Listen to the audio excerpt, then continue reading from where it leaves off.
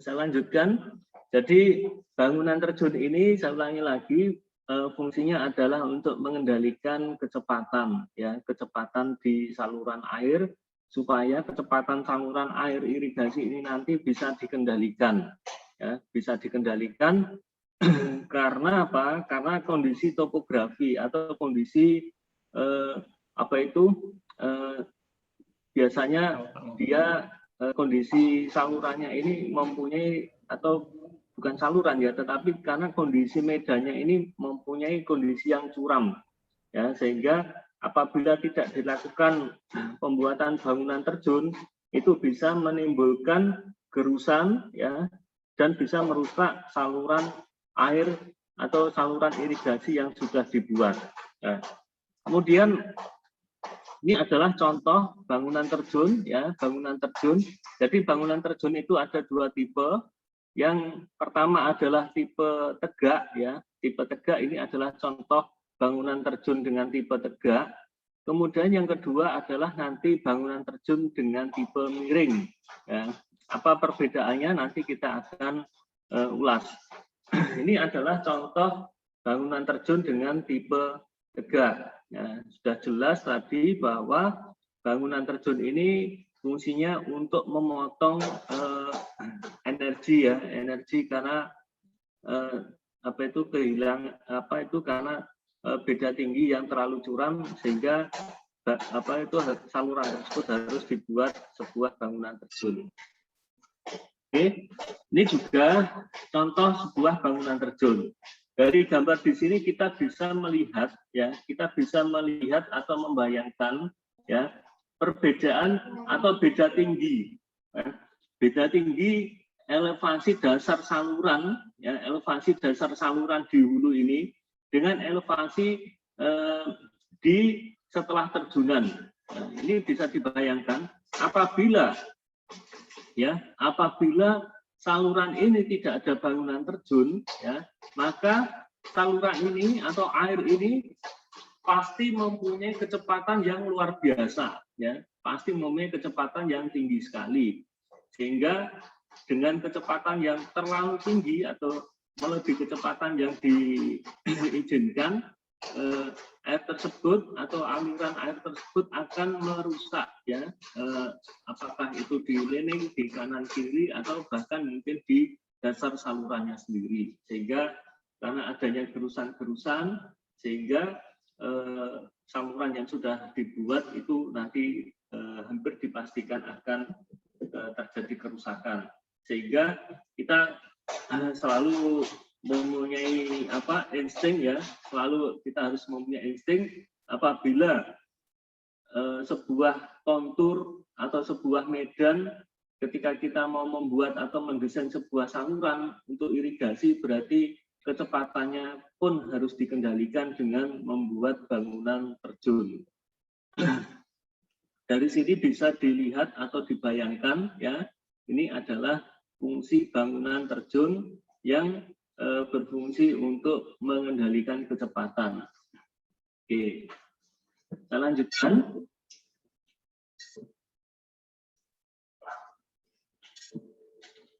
Bangunan terjun, ya, jadi apabila trase saluran ini melewati daerah yang curam, di mana kemiringan saluran ini cukup terjal, dan mengakibatkan gerusan, maka alternatif desain saluran harus diterjunkan. Tadi sudah saya sampaikan, dengan bangunan terjun maka energi dipatahkan secara mendadak, ya, dipatahkan secara mendadak, sehingga pada ruas atau teris saluran tersebut dia diharapkan mempunyai kecepatan yang masih di dalam batas yang diizinkan. Pak, apakah bangunan terjun di dalam sebuah saluran ini diperlukan berapa, atau maksimum berapa, atau minimum berapa? Harus disesuaikan, ya, harus disesuaikan dengan kondisi topografi atau kondisi yang ada. Misalkan sebuah saluran dengan panjang 5 km, kemudian kemiringannya ini terjal terus, ya, kemiringan terjal terus, nah, ini berarti per segmentasi harus dibuat bangunan terjun. Jadi bangunan terjun ini bisa lebih dari satu, bisa lebih dari dua, bisa lebih dari tiga, mengikuti kondisi lapangan ya, sehingga pada ruas terjunan A sampai B misalkan ya, terjunan A antara bangunan terjunan A sampai misalkan bangunan terjunan lagi kedua, ini kecepatannya ini masih dalam batas yang dipersyaratkan. Kemudian ada lagi misalkan masih di situ masih curam, bisa dilanjutkan antara terjunan B sampai ke trace saluran ke C ya, ini bisa dibuat terjunan lagi, dan di situ dipastikan kemiringannya saluran ini atau kemiringan saluran nanti bisa menghasilkan kecepatan yang masih dalam batas yang diizinkan. Kemudian macam bangunan terjun ini ada dua, bangunan terjun tegak ya atau vertical drop, dan yang kedua adalah bangunan terjun miring atau incline drop. Oke, ini adalah sebuah denah ya, sebuah denah bangunan terjun, Kalau ini adalah bangunan terjun yang tipe miring. Ya, ini adalah sebuah denah. Biasakan bahwa ketika kita membaca gambar bangunan irigasi ataupun saluran irigasi, kita melihatnya dari tampak atas, potongan atas. Ya, ini adalah gambar dari potongan atas. Kemudian ini adalah untuk kita bisa menggambarkan atau mendetailkan sebuah saluran yang ada. Ini adalah lebar B1 ya, lebar B1, kemudian ini kemiringan saluran ya. Ini adalah kemiringan saluran, kemudian ini adalah tinggi aliran air atau tinggi air, kemudian di atasnya ini adalah tanggul, atau di sini ada tinggi jagaan atau di sini ada W ya. Kalau W ini adalah tinggi jagaan ya, tinggi jagaan antara saluran tipe yang ada pasangan atau saluran teknis dibandingkan dengan saluran yang masih alami, ini mempunyai tinggi jagaan yang berbeda. Jadi ini kita cara menggambarnya di sini. Dan kemudian posisi yang di sebelah kanan ini, kita dari arsiran-arsiran ini apa maksudnya, kita bisa lihat ya, kita baca ya, seperti ini kondisinya ya. Nah, ini ada sebuah saluran juga, kemudian di sini ada tanggulnya ya atau talutnya dengan kemiringan 1:M kalau di sini. Kemudian kita lihat potongan A, ini potongan AA ya, kita bisa lihat di sini potongan AA.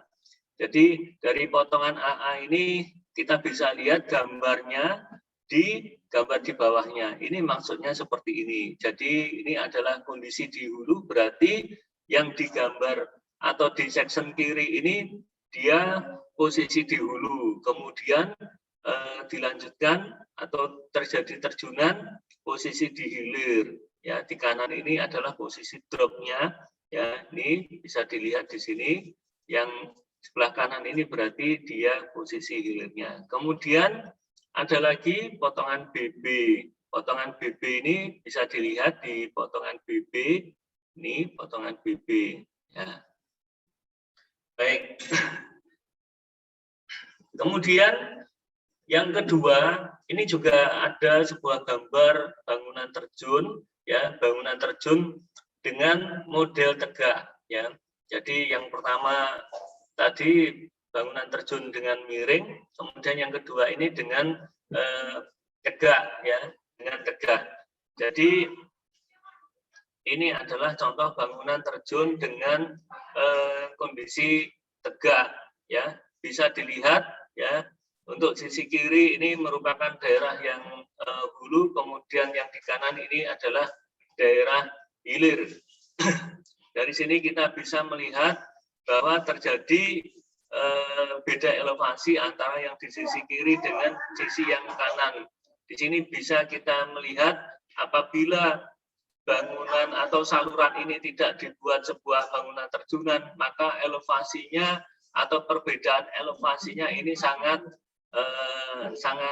besar, ya, sehingga bisa dipastikan nanti kecepatannya akan tinggi sekali atau melebihi batas yang sudah diizinkan.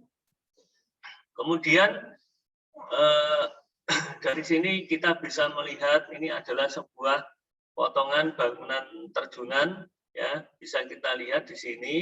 Ini di daerah hulunya, kemudian yang di bawah ini adalah daerah hilirnya.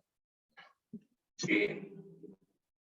Bangunan terjun ini pun, ya, bisa dilihat untuk secara materi detailnya nanti di KP 04, ya.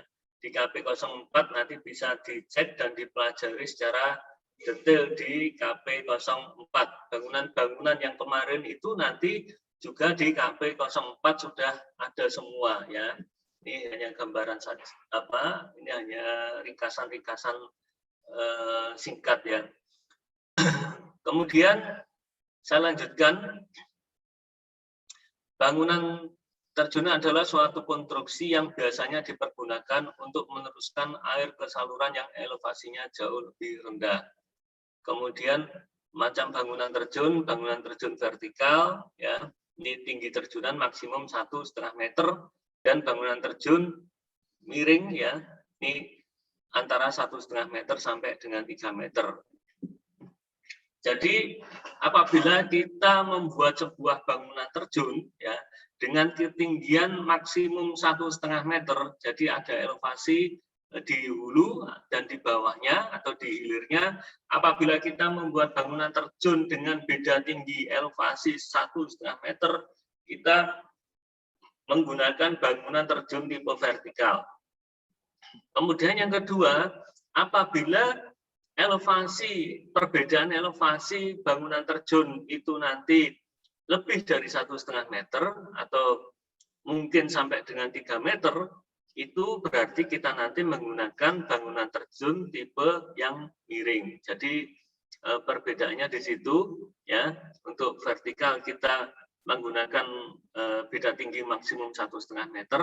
Kemudian yang kedua, apabila lebih dari 1,5 meter, nanti kita akan menggunakan bangunan terjun tipe yang miring.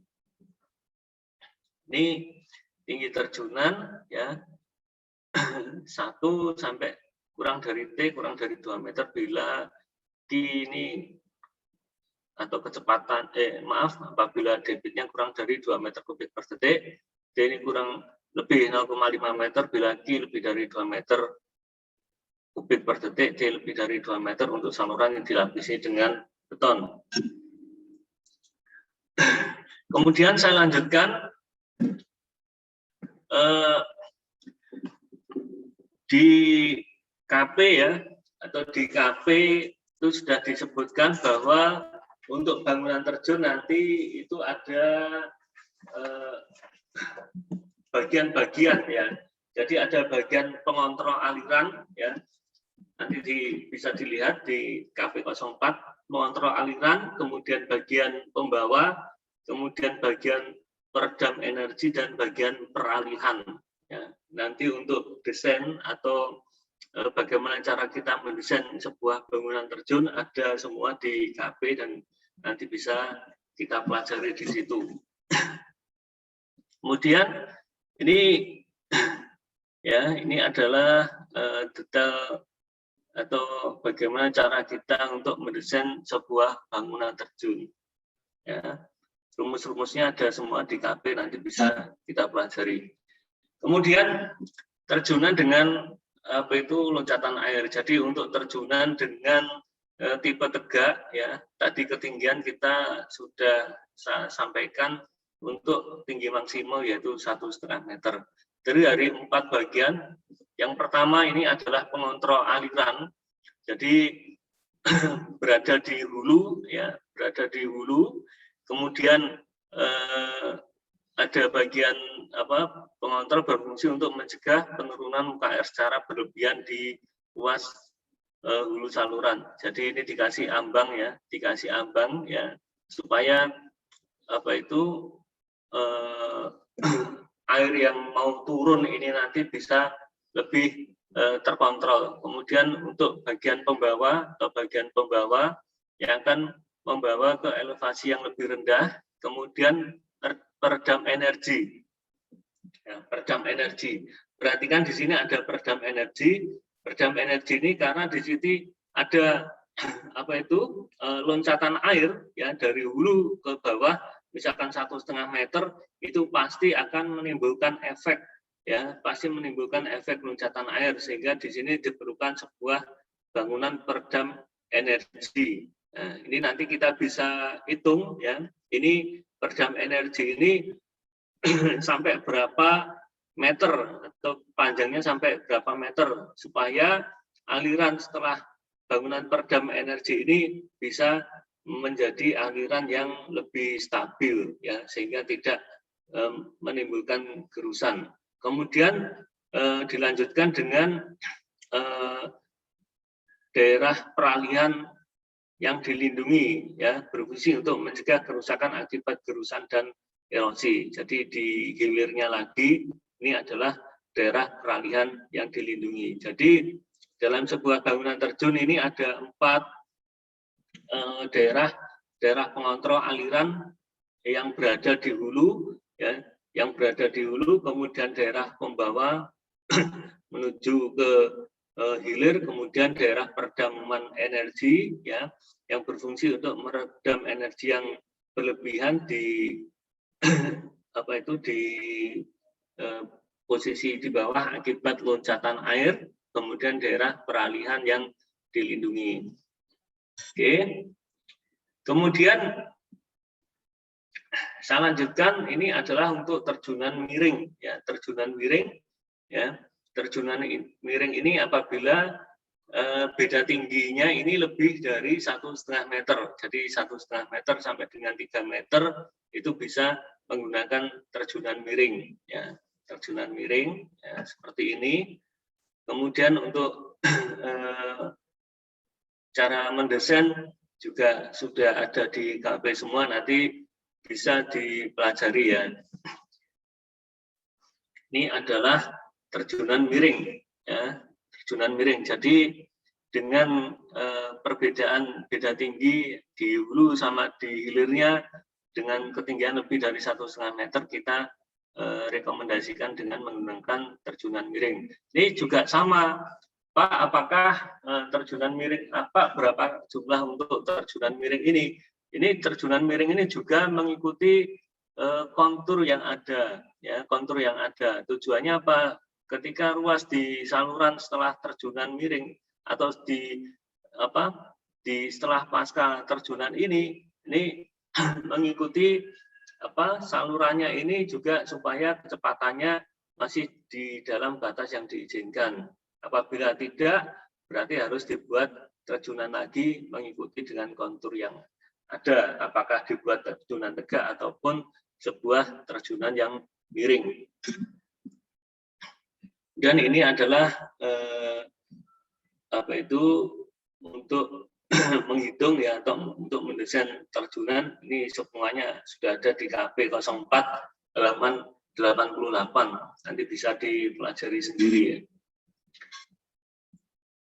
Kemudian ini cara mendesain ya, nanti dipelajari di KP 04 ya. Jadi tipenya ada, kalau ini adalah terjunan miring menurut faktor ya.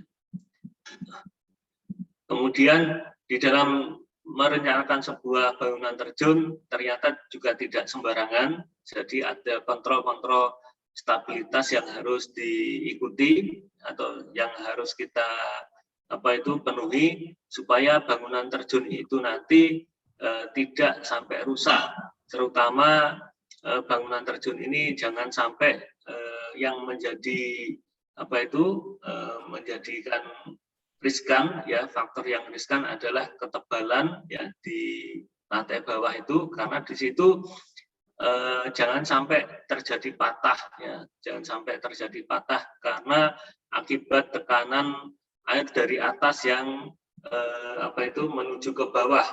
Jadi di daerah peredaman energi tadi. Sebelum peredaman energi itu harus betul-betul kuat sehingga pasangan tersebut tidak sampai patah.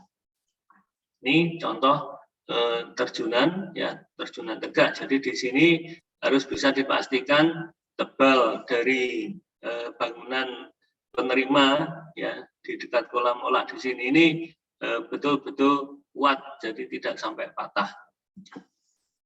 Kemudian ini adalah gambaran beban yang bekerja pada dinding terjunan. Jadi ada berat sendiri, ada berat air, ya, ada berat air, ada tekanan air aktif, tekanan air pasif, ada berat tanah, tekanan tanah aktif, tekanan tanah pasif, kemudian tekanan uplift, ya, tekanan uplift itu dari bawah menuju ke atas. Nah, ini adalah kontrol-kontrol atau beban-beban yang bekerja sehingga nanti kita bisa menghitung, ya, stabilitas dari sebuah bangunan terjunan itu sendiri. Ada guling, ada geser, ya, kemudian juga tidak boleh menurun dan tidak boleh ada retak, ya, sehingga bangunan terjunan itu nanti bisa betul-betul kuat. Kemudian saya akan tunjukkan lagi di KP, ya, di KP saya akan tunjukkan lagi di KP 04. Saya share screen lagi.